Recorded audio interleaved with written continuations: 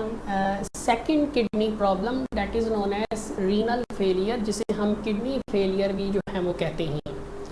बाज़ औक़ात कुछ फैक्टर्स की वजह से किडनी जो है वो अपना फंक्शन बॉडी में परफॉर्म नहीं कर पाती, जिसकी वजह से ब्लड जो है वो फिल्टर नहीं हो पाता और नतीजतन ब्लड के अंदर बहुत सारे नाइट्रोजनस वेस्ट जो हैं वो वैसे के वैसे ही रहते हैं। नतीजतन बॉडी के अंदर जो ब्लड होता है उसमें बहुत सारे नाइट्रोजनस वेस्ट जो हैं वो मौजूद होते हैं, जिसकी वजह से बहुत सारी सीरियस कॉम्प्लिकेशंस जो हैं वो पैदा हो सकती हैं। तो बाज़ औक़ात sometimes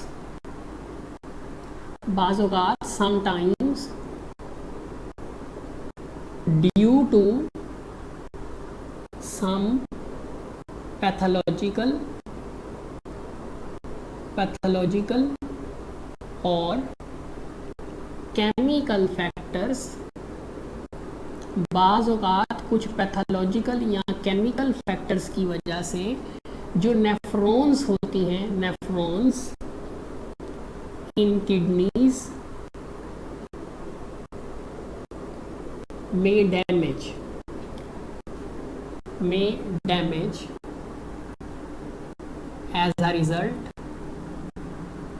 as a result level of nitrogenous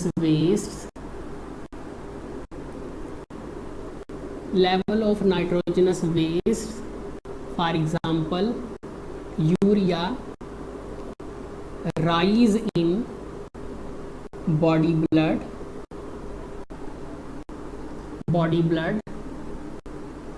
that cause many complications।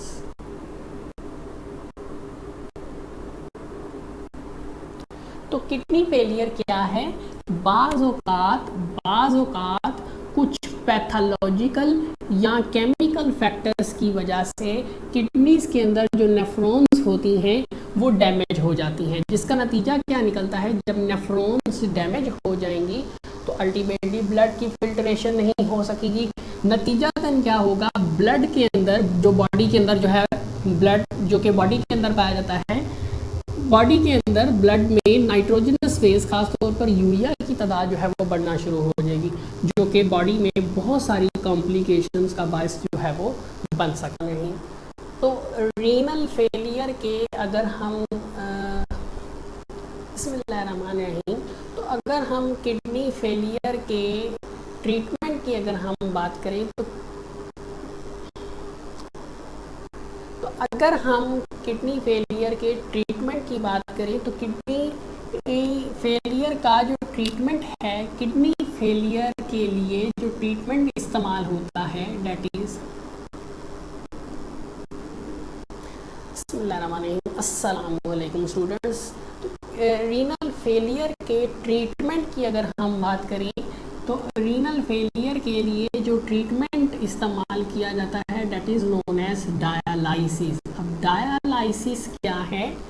That is the cleaning of blood by artificial ways, artificial तरीके से ब्लड को साफ करना जो है वो डायलाइसिस कहलाता है।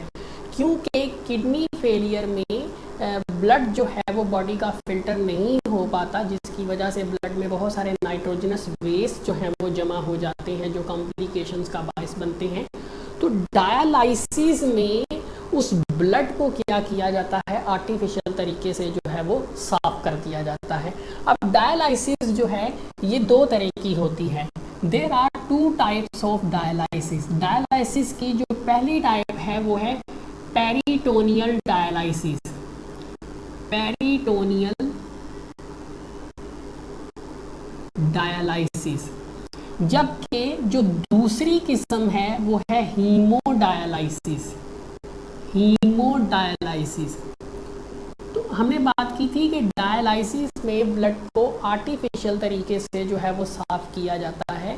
तो यहाँ पर हम दो आर्टिफिशियल मेथड्स पढ़ेंगे जिनके ज़रिए ब्लड को जो है वो साफ़ किया जाता है।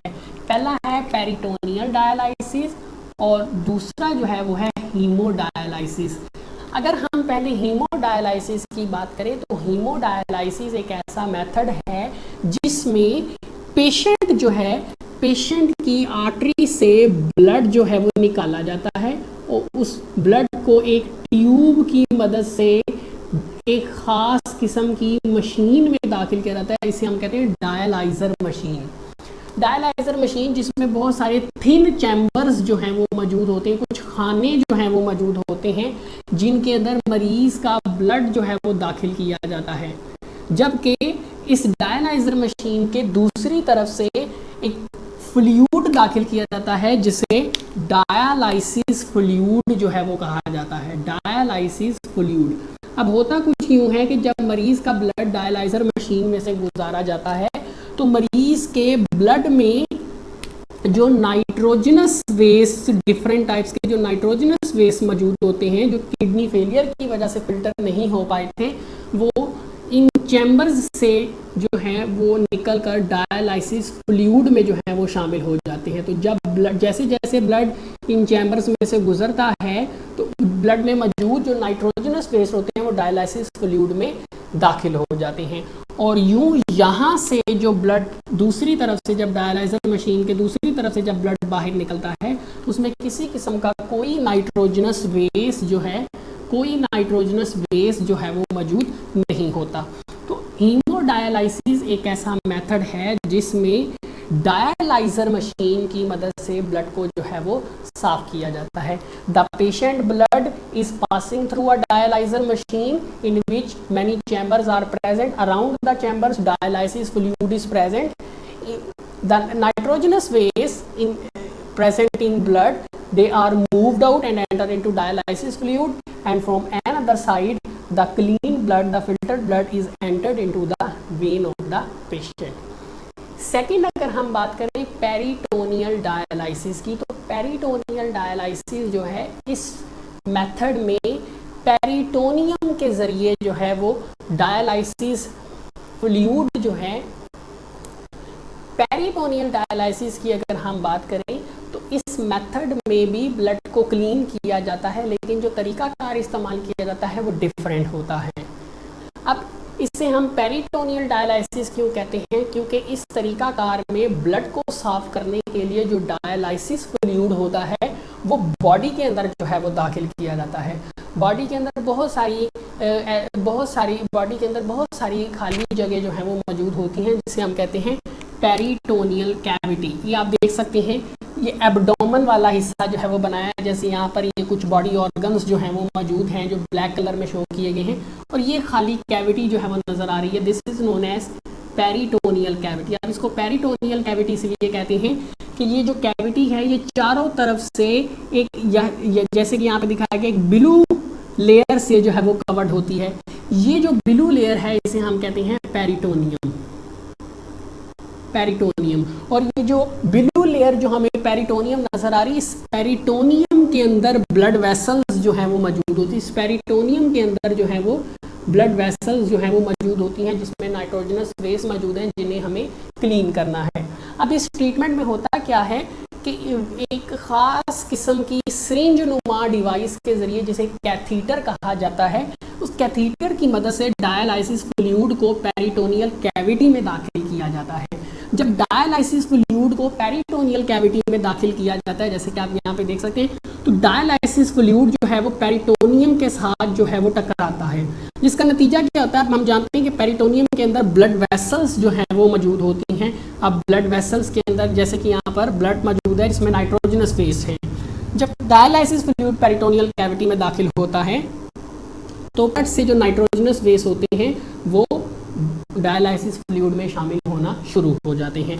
तो आहिस्ता आहिस्ता कुछ देर में जो है तमाम नाइट्रोजनस वेस्ट ब्लड से निकलकर डायलाइसिस फ्लूइड में जो है वो शामिल हो जाते हैं, और कुछ देर बाद, चंद घंटों बाद, इस डायलाइसिस फ्लूइड को जो है वो बॉडी से बाहर निकाल लिया जाता है। तो पेरिटोनियल डायलाइसिस में बॉडी में जो ब्लड होता है उसको फिल्टर करने के लिए डायलाइसिस फ्लूइड को पेरिटोनियल कैविटी में दाखिल किया जाता है।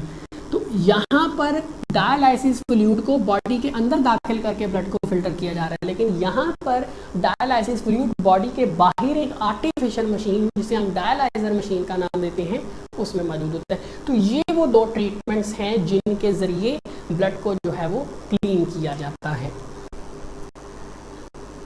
ये तो अब हमने बात की डायलाइसिस की। डायलाइसिस जो है याद रहे ये किडनी फेलियर जो है तभी इस्तेमाल होती है जब किडनी फेलियर जो है वो ज़्यादा हाई लेवल का ना हो।